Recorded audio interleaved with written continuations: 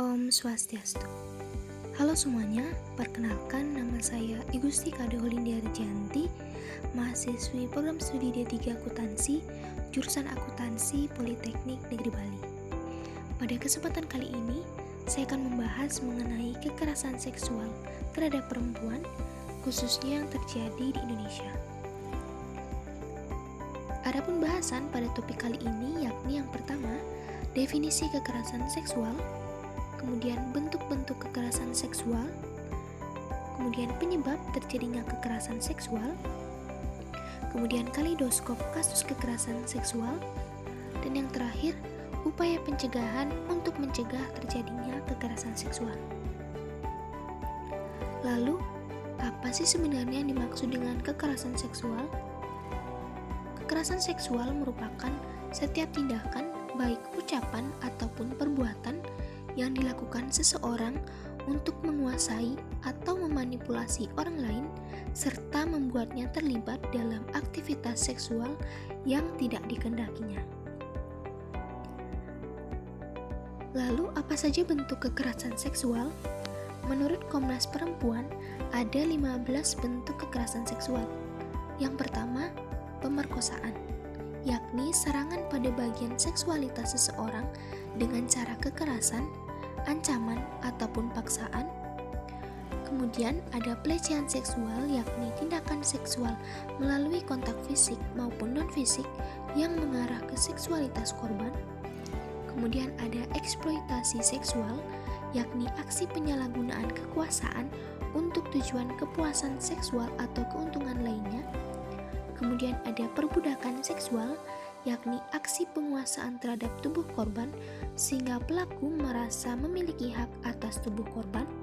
Kemudian ada intimidasi seksual, yakni perilaku menyerang seksualitas yang menimbulkan penderitaan psikis atau rasa takut terhadap seseorang. Kemudian prostitusi, yakni keadaan di mana perempuan dipaksa menjadi pekerja seks yang biasanya diakibatkan karena terlilit hutang ataupun ancaman kekerasan yang diberikan oleh seseorang. Selanjutnya, ada juga penyiksaan seksual. Ada pemaksaan kehamilan, pemaksaan perkawinan, perdagangan perempuan, kontrol seksual, penghukuman seksual, praktik tradisi yang mengarah ke seksual, pemaksaan kontrasepsi, dan yang terakhir, pemaksaan aborsi. Lalu, apa saja penyebab kekerasan seksual? Yang pertama, adanya miskonsepsi feminisme, di mana adanya anggapan bahwa feminisme merupakan suatu bentuk gerakan untuk menindas kaum laki-laki. Padahal, feminisme merupakan suatu gerakan untuk memunculkan kesetaraan gender di masyarakat.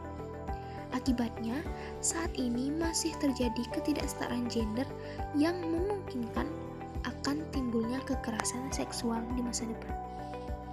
Kemudian, adanya anggapan bahwa kekerasan seksual adalah drama. Akhir-akhir ini, banyak pihak yang menganggap kekerasan seksual tidaklah serius, melainkan hanyalah drama. Akibatnya, kurangnya pihak yang peduli terhadap kekerasan seksual yang terjadi di masyarakat. Kemudian, adanya hukuman yang kurang jera. Saat ini di Indonesia khususnya, hukuman yang diberikan terhadap pelaku kekerasan seksual belum menimbulkan efek jera. Akibatnya, masih banyak pelaku kekerasan seksual yang berkeliaran di masyarakat yang mungkin akan menyebabkan kasus kekerasan seksual yang baru. Kemudian, adanya stigma maskulinitas, yakni anggapan bahwa kaum laki-laki memiliki kekuasaan yang lebih terhadap kaum perempuan. Kemudian, adanya sikap pembiaran, yang mana dilakukan masyarakat terhadap terjadinya kasus kekerasan seksual. Bahkan, masyarakat ada yang mengolok-olok korban dan memberikan candaan atau ejekan terhadap korban. Dan yang terakhir, ada victim blaming, yang mana hal ini kini sangat sering atau marak terjadi. Salah satunya yakni menyalahkan korban atas pakaian yang digunakan saat terjadinya kekerasan seksual, yang mana biasanya masyarakat akan menyalahkan korban korban karena korban akan disudutkan karena berpakaian yang terbuka yang mengundang pelaku kekerasan seksual atau pelecehan seksual. Lalu, apakah pelecehan seksual disebabkan karena korban berpakaian terbuka? Faktanya, berdasarkan hasil survei yang dilakukan oleh Koalisi Ruang Publik Aman atau KRPA mengenai pakaian yang digunakan perempuan saat mengalami pelecehan seksual yang mana diikuti oleh 32.341 responden, bahwasannya korban pelecehan seksual tidak ada kaitannya dengan pakaian yang digunakan oleh korban. Karena berdasarkan hasil survei, korban pelecehan seksual tidak hanya dialami oleh korban yang berpakaian terbuka, bahkan juga yang berpakaian tertutup. Bahkan berdasarkan hasil survei menunjukkan bahwa korban yang berpakaian tertutuplah yang mendapat jenis kasus kekerasan seksual yang lebih banyak, yakni sebesar 5.651 responden untuk korban yang menggunakan rok atau celana panjang yang merupakan termasuk pakaian yang tertutup. Lalu seberapa tinggi kasus kekerasan seksual di Indonesia? Berdasarkan data komnasperempuan.go.id menunjukkan bahwa kasus kekerasan seksual di Indonesia dari tahun 2015 hingga tahun 2019 mengalami peningkatan yang cukup signifikan, di mana pada tahun 2015 kasus kekerasan seksual di Indonesia berada pada tingkat 300 ribuan kasus, sedangkan pada tahun 2019 melonjak hingga 430 ribuan kasus. Hal ini juga terjadi pada tahun 2021 ini, di mana muncul kembali maraknya kasus kekerasan seksual yang terjadi di masyarakat, di mana ada beberapa kasus kekerasan seksual yang terjadi di sepanjang tahun 2021. Adapun kekerasan seksual yang terjadi di Indonesia pada tahun 2021, yakni yang pertama, kasus kekerasan terhadap 21 santriwati di pondok pesantren oleh pengelola pesantren di Bandung, Jawa Barat.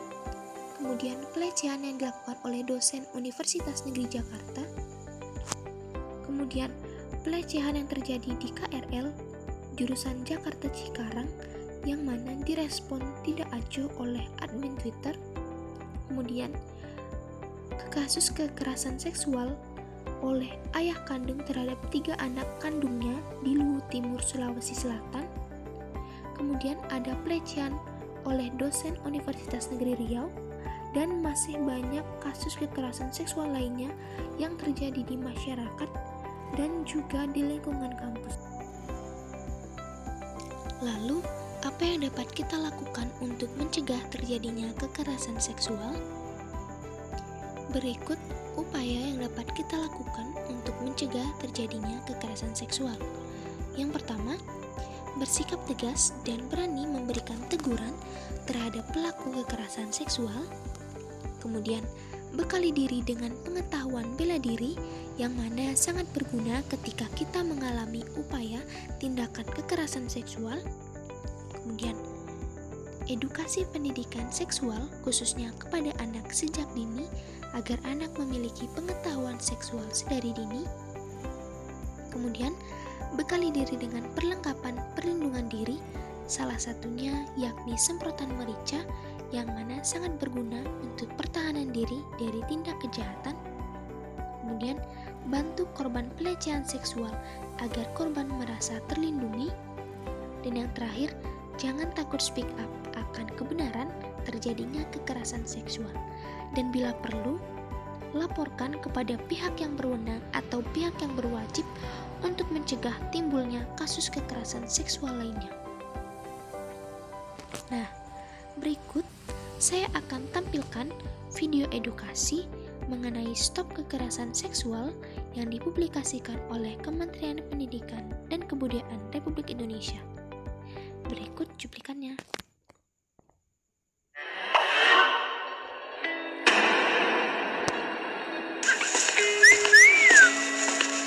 Adik cantik, mampir dulu sini.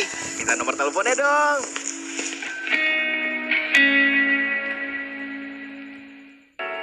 Assalamualaikum, Nisa pulang Bu. Selamat siang Tante. Waalaikumsalam. Loh, kok cemberut? Bu, tadi pas jalan pulang, Nisa dipanggil-panggil dan disiuli sama orang-orang yang nongkrong di pinggir jalan deket perempatan sana. Terus mereka minta nomor telepon segala. Ih, risih banget deh Bu. Ya ampun nak, tapi kamu nggak apa-apa? Ya nggak apa-apa sih, tapi Nisa sebel banget sama orang-orang itu. Ya udah, Nisa mandi dulu ya Bu. Permisi Tante. Aduh, padahal biasanya Nisa pulang aman-aman aja loh. Ya ampun, iya Bu, itu sih udah termasuk kekerasan seksual loh Bu. Oh begitu ya Bu? Iya Bu. Kekerasan seksual merupakan setiap tindakan berupa fisik maupun non-fisik yang dilakukan seseorang atau sekelompok orang yang dapat mengakibatkan penderitaan atau kerugian secara psikis, fisik, dan seksual pada seseorang. Kekerasan seksual dapat berbentuk ucapan, perilaku,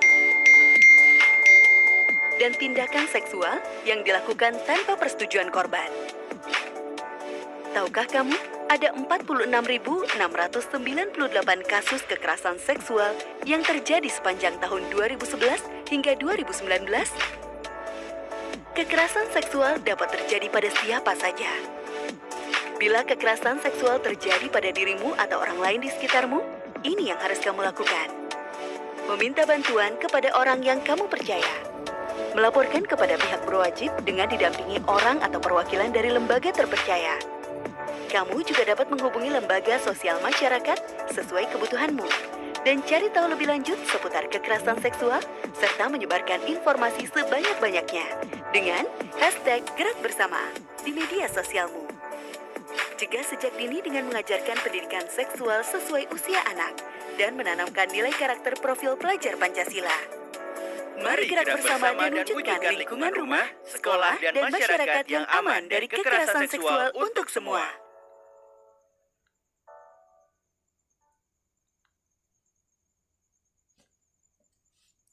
Baik, itu tadi cuplikan video edukasi mengenai stop kekerasan seksual, yang mana juga mengakhiri pembahasan kita kali ini mengenai kekerasan seksual.